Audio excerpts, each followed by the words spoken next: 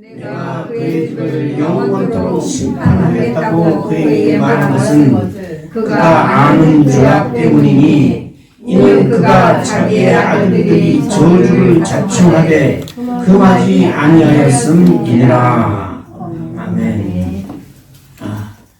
자, 오늘 주일인데 또 더군다나 어린 주일인데 축복의 말씀을 전해야 하는데 오늘 우리는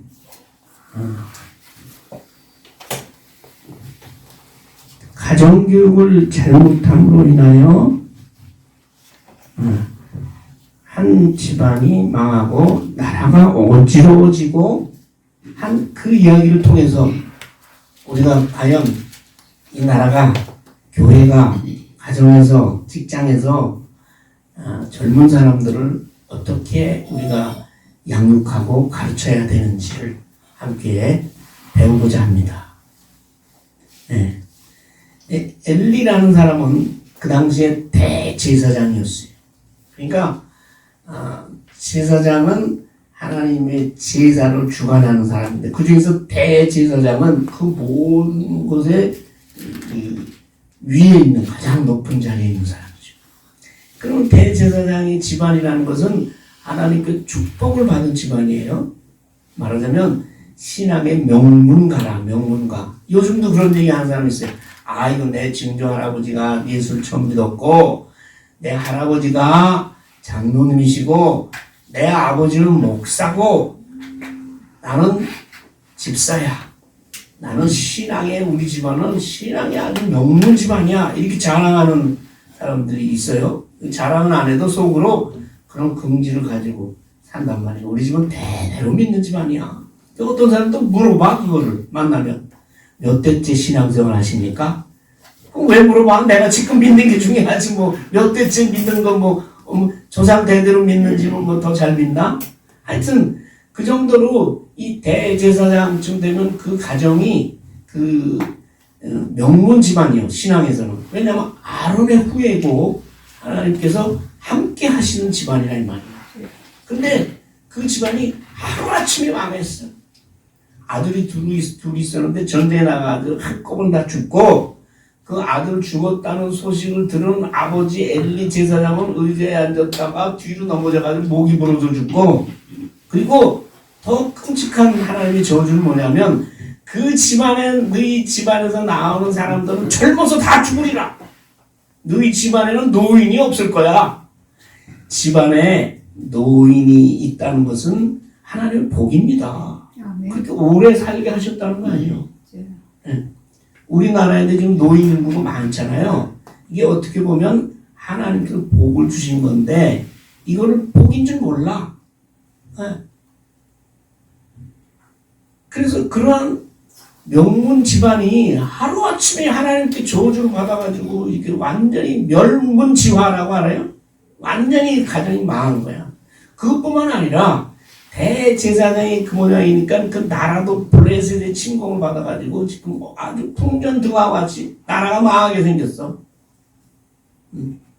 이 뭐냐면 어린아이들 교육을 잘못 시키면 가정이 망하고 사회가 어지러워지고 나라가 망하는 겁니다. 틀림없는 사실이. 그래서 제가 걱정이에요. 이 나라가 어떻게 될지. 다른 사람은 뭐 경제 뭐 트럼프가 뭐 관세를 매겨서 뭐 전쟁이 일어나가지고 뭐 김정은이가 무슨 핵무기를 가지고 그래서 나라가 앞날이 걱정이 된다고 하는데 그거 아니요. 그거 하나님이 뭐 하시면은 그거 아무것도 아니야. 네? 6.25 때 우리나라가 망할 뻔했잖아요. 이 낙동강 이 남만 경상도, 경상남도 국정만 남고 다 빨강이 북한은 다 들어와 있었다고. 또 망하는 거지 뭐. 낙동강만 무너지면 갈 데도 없어. 남해 바다에 다 빠져야지. 그런데 이승만 대통령은 제주도로 가든지 외국에 나가면 망명정부를 세우려고까지 했잖아요. 근데 하나님이 우리 애국가에도 있지만 하나님이 보호하사. 하나님이 우리나라를 보호하셔서 우리가 다시 공작물을 무찌르고 우리가 이 남한만이라도 자유롭게 예수 믿는 그런 땅으로 하나님께서 삼아주신 줄 믿습니다. 아멘. 하나님의 역사가 아니면 그때는 할 수가 없는 거예요. 우리나라 군인은 있어 뭐가 있어 아무것도 없는데 그때 어떻게 우리가 그때 살아난 줄 아세요? 지금 봐서는 꿈도 못 꿀 일이지. 세계 16나라가 나라 군인들이 유엔에서 결의를 해가지고 우리나라에 군대를 보낸 거야. 물론 미군이 제일 많았지만 그 중에서는 저기 아프리카에 지금 못 살고 막 기아선상에 헤매는 이디오피아라는 나라도 있고 필리핀 물론이고 16나라가 우리나라에 군대를 보내서 그 군대 총사령관이 누구예요? 메카더잖아. 그래서 인천 상륙작전을 통해서 우리나라 살아남은 거야. 그럼 누가 했냐? 할 수가 없어요. 하나님이 하신 거예요. 왜 그러냐? 16나라가 유엔에서 결의를 하는데 항상 반대하는 나라가 있잖아. 어떤 나라가 반대했겠어요? 소련이지 뭐. 안전보장이사회를 통과를 해야 되는데 안전보장이사국 중에 소련이 있어. 맨날 반대하는 거야. 근데 그날 그 결의를 하는 날 소련이 참석을 못했어. 사정이 생겨가지고. 그래서 통과된 거예요. 소련이 참석해도 거부권 행사했으면 유엔 연합군이 오지 못해. 그게 무슨 사람이 계획한 일이요? 하나님의 은혜거든요. 그래서 우리가 걱정할 거는 지금 뭐 정치하는 사람이고 뭐고 교회고 걱정할 거는 우리나라의 어린이들, 어린 후손들이 제대로 믿음을 해서 자라게 하는 것이 제일 그게 큰 걱정이에요. 근데 지금 그러지 못하고 있잖아요. 그러니까 걱정이지. 더군다나 뭐 사모님은 20년, 저는 15년 이렇게 주일학교 교사를 하면서 그 주일학교의 마지막 부흥기를 같이 지냈잖아요, 우리가. 그때는요, 주일 오후 예배 우리는 뭐 30분, 20분? 그것도 길다고 뭐 빨리 가야 된다고. 그때는 주일학교 애들이 아침 9시에 모여서 예배 드리고 집에 갔다가 점심 먹고 오후 2시에 오는데 몇 명씩 오냐? 100명씩 와. 아침 9시에는 그만큼 모여. 그런 그 주일학교의 마지막 부흥기였어요, 그때. 네. 그때 여름성경학교를 하면 뭐 어디 뭐 멀리 나가서 요새는 뭐 그냥 차 가지고 대전에서 경치 좋은 데 가가지고 내기고 뭐 하는데 그게 어딨어? 그 교회가 한 250명 정도 앉을 수 있는 교회인데 끼어앉아서 여름성경학교를 하면은 그 아파트 주위에 많았으니까 애들 시켜서 북치고 장구치고 돌아다녀 쭉 주일학교 한다고. 주일학교 때 몇 명? 150명씩 모여. 그게 초등학교 1, 2, 3학년만 1, 2, 3학년만 유년부. 요새는요 주일학교를 해서 아이들 가르치는 수 있는 교회가 몇 없어요. 왜 그래요? 애들이 없어서? 애들 나가고 많이 놀러 다니는데 뭐 데리고 놀러 다니고 애들이 없어서 그런 거 아니에요. 부모들이 생각이 틀려. 옛날에는 교회 가야 산다. 꼭 가. 안 가면 때려서라도 보내고 그리고 갔다 오면 칭찬하고 교회는 가야 사느니라. 믿어야 사느니라. 이랬는데 요새는 뭐예요? 아파? 가지마. 시험이야? 가지마. 고3이야? 어디 교회 가? 이렇게 주접을 떨고 있어요. 주접 떠는 거예요. 부모들이. 애 망치는 거예요. 애 앞날을 완전히 사탄에게 맡기는 거예요. 그래서 잘 다니다가도 고등학교 들어가고 대학교 들어가면 교회 뭐 잃어버린 양들이 얼마나 많은지 몰라요.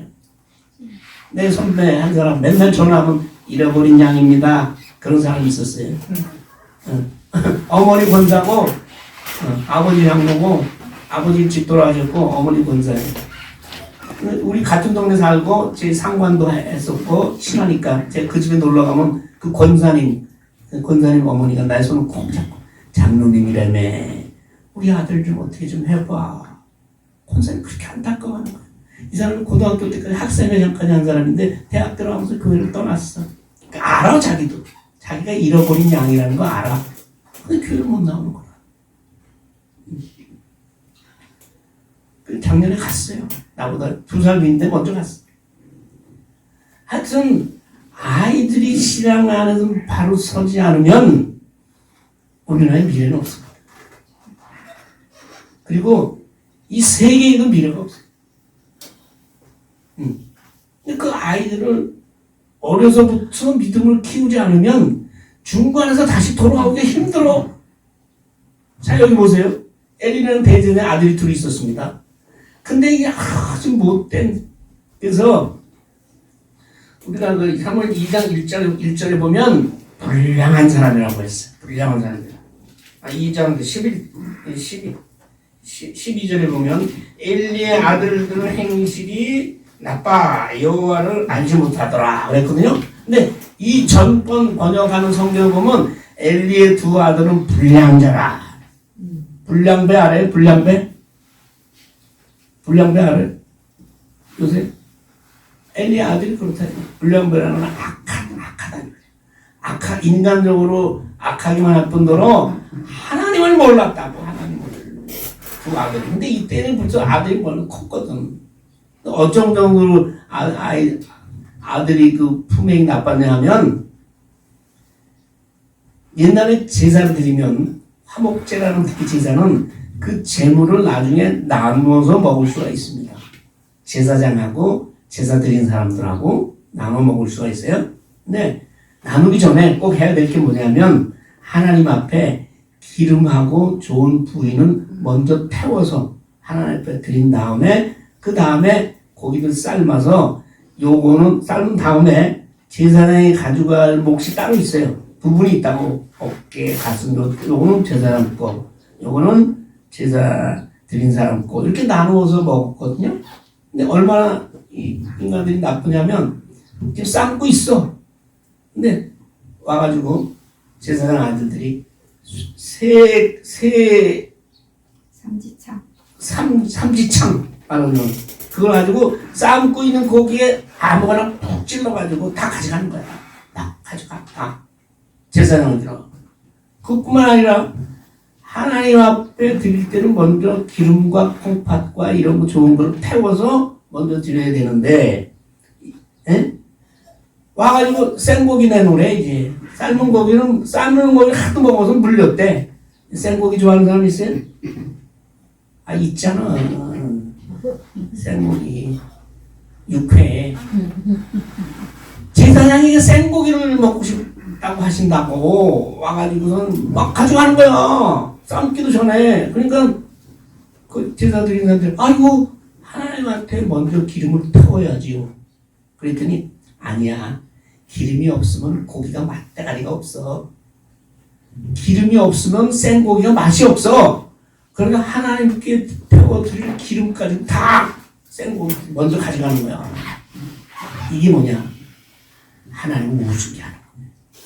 하나님을 멸시하는 거야. 그러니까 하나님의 보면 한심하잖아요. 제사장이라고 하면 대제사장 가문이라고 하면 제사법을 이렇게 제사 드려야 된다는 걸 다른 사람한테 가르치는 사람이야. 그렇지 않으면 그 사람들을 파문시켜 쫓아내. 에? 그래야 되는 것이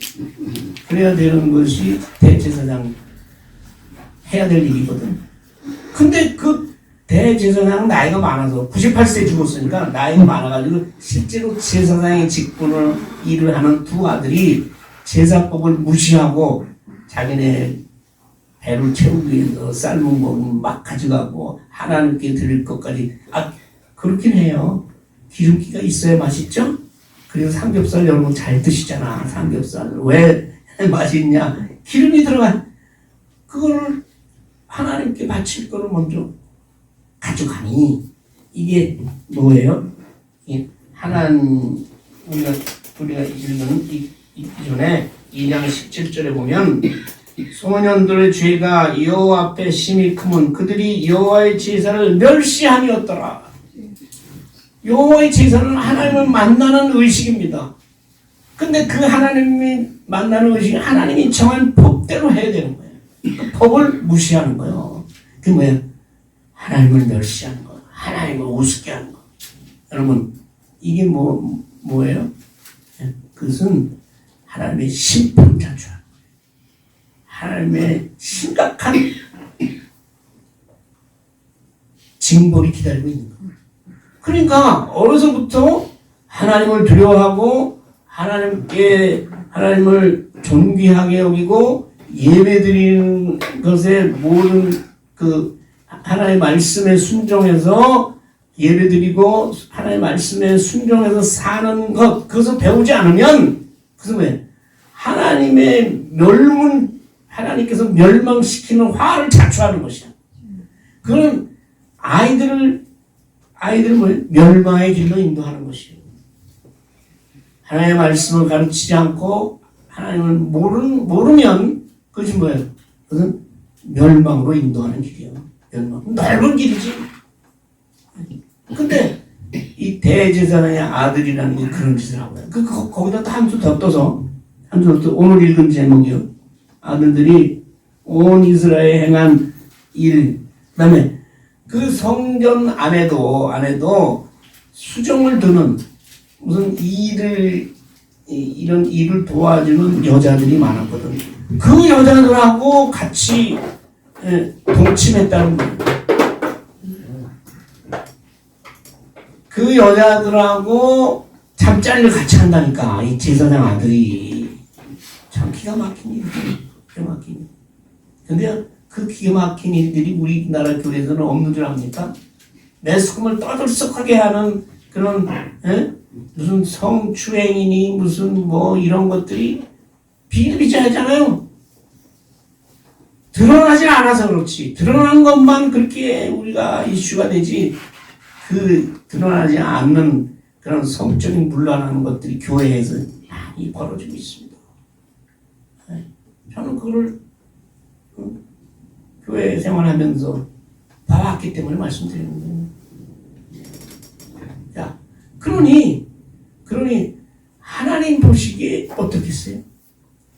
네. 근데 요는 뭐냐? 아버지의 태도야. 아버지가 어렸을 때부터 말씀과 제사법을 대제사장인데 안 가르쳤겠어요? 잘 가르쳤겠지.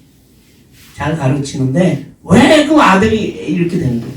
요새도 교회 주일학교에서 잘 가르칩니다. 요새는 시청각까지 쫙 해가지고 막 그냥 여기다 무슨 동원해가지고 말씀을 외우게 하고 그 자랑하고 상주해요. 옛날에 대제사장 집 아들은 그걸 안 했겠어요? 다 가르쳤다고. 다 가르치는데, 근데 이거를 왜 애들이 이 모양, 이 불량배가 됐냐고. 불량배라는 건 다른 거 아니에요? 하나님을 모르고 하나님 말씀에 순종하지 않으면 누구나 다 불량배가 되는 거예요. 불량배라는 얘기는 무슨 얘기냐면 마귀의 자식이라는 뜻이. 벨리아의 아들이란 마귀의 자식이 되는 거예요. 이 세상 사람들은 하나님의 자식 아니면 마귀의 자식이요. 솔직하게 얘기해서. 중간은 없어요. 왜 그렇게 됐어? 우리 제사장집에서 교육도 잘 받고 달달 외우고 외우질 못해서 여기다 말씀을 차고 다녀. 이마에도 붙이고 다녀. 종이항을 만들어가지고 여기다 말씀을 써가지고 이마에 이렇게 띠를 돌고 다니고. 그런데 애들이 왜 이렇게 됐냐? 아버지가 못된 짓을 할 때. 그렇지만 배우긴 하지만 그를 그대로 실천하지 못하잖아요. 그래서 어긋난 길로 갈 때, 잘못된 길로 갈 때 징계하지 않았기 때문에. 징계하지 않았기 때문에. 그래서 우리가 3장 13절을 우리가 마지막에 읽었잖아요. 마지막에 읽었는데 뭐라고 되어 있냐면 그가 자기의 아들들이 저주를 자청하되 금하지 아니하였음이니라. 하나님이 심판하는 이유는 하나님을 우습게 알고 제사법을 무시하고 예배를 소홀히 여기고 하나님이 아니라 이 세상 것을 더 좋아하고 하는 그것은 하나님의 저주를 자청하는 하나님의 저주를 스스로 불러들인 일이라고. 그런 것들 때문에 하나님의 저주가 임하는 거예요. 근데 이 집안의 저주가 임한 거는 아들들이 그렇게 못되게 놀았는데 또 그거를 금지하지 않았잖아. 보세요. 아버지가 뭐라 그래요? 23절에 보면 아들한테 얘기를 합니다. 타일릅니다. 어찌하여 이런 일을 하느냐? 내가 너의 악행을 모두 백성에서 듣노라. 얼마나 아들이 어떻게 노는지를 무심했으면 아들이 못돼 오는 거를 백성들을 통해서 들었대, 소문으로. 이렇게 아이들의 그 믿음 생활, 아이들의 이 믿음 생활에 대해서 무관심했다는 거지. 여러분들 요새 부모들이 그렇지 않아요? 공부만 잘해, 공부만 잘해. 뭔 일을 하든지 다른 신경도 안 써. 교회를 가는지, 뭐 여자애들하고 뭐 어디를 가는지, 돈을 뭐 얼마를 쓰는지, 뭐 어디 가서 무슨 짓거리를 하고 다니는지, 공부만 잘하면 신경을 안 쓰잖아요. 오직 공부하는 데만 신경 쓰잖아. 이 사람이 그런 거야. 제사 드릴 때 그 의식에 참여해서 하는 건 거룩한 모습을 보이고 이런 것만 신경 썼지, 실제로 걔가 어떻게 살아가고 있느냐는 그 아들들의 삶에 대해서는 무관심했던 거야. 아들이 글쎄 아버지가 아들이 이렇게 못되게 노는데 그 얘기를 소문을 통해서 들었대. 그러니까 이런 문제가 생깁니다. 여러분, 어린아이들의 생활이, 어린아이들의 어떻게 살아가고 있는지에 대해서 부모가 또 이미 이 사회에서 배운 선배들이 심각하게 관심을 가지고 있어요. 관심을 가지고 있어요. 그러면서 또 하는 얘기가 뭐냐면, 그래야지 말라, 소문이 좋지 않대. 말도 안 돼. 얼마나 끔찍한 얘기야. 그거를 하나님께 드릴 걸 갖다가 그 뺏어가지고 먼저 갖다 먹고 그냥 뭐 그 성전에서 수종드는 여인들을 겁탈을 하고 이랬는데 소문이 좋지 아니하니라. 여호와의 백성으로 그걸 보면은 다른 사람이 죄를 짓지 않겠느냐? 말도 안 되는 거예요. 아들들이 하는 이 일들은 아까 얘기했잖아요. 하나님의 심판을 자초하는 얘기예요. 하나님의 멸망을 자초하는 일이라고요. 그러니까 어떻게 해야 돼? 당장 이거 그대로 두면은 망하고 죽는데 완전히. 그만 스톱하게 해야지. 금지해야지. 금지해서 말을 안 들으면 고통을 가해서도 거기를 못하게 해야 되는 거예요. 말려야 되는 거예요. 근데 지금 여기서 그런 일을 하면 다른 제사장으로서 되느냐, 다른 사람들이 보고 뭘 배우겠냐, 이 얘기를 하고 있잖아요, 지금. 그러니까 하나님께서 아까 얘기했는 너희들이 금하지 않아. 여러분, 아이들이나 젊은 사람들이 나쁜 길로 빠질 때는 선배들이나 부모님들이나 철저하게 금지해야 돼. 그렇게 해야만, 왜? 그래야 이 아이들이나 젊은 사람들이 바른 길로 가는 것이요. 망하지 않는 것이요. 일찍 죽지 않고 하나님의 저주를 피하는 길이라고요. 네. 그런데 그렇게 금지를 해도 계속 그들이 자꾸 범죄하고 그 길에서 돌아서지 못하는 근본적인 이유는 뭐예요? 근본적인 이유는 뭐냐면 우리 기성세대한테 있는 거야. 부모들한테 있는 거예요.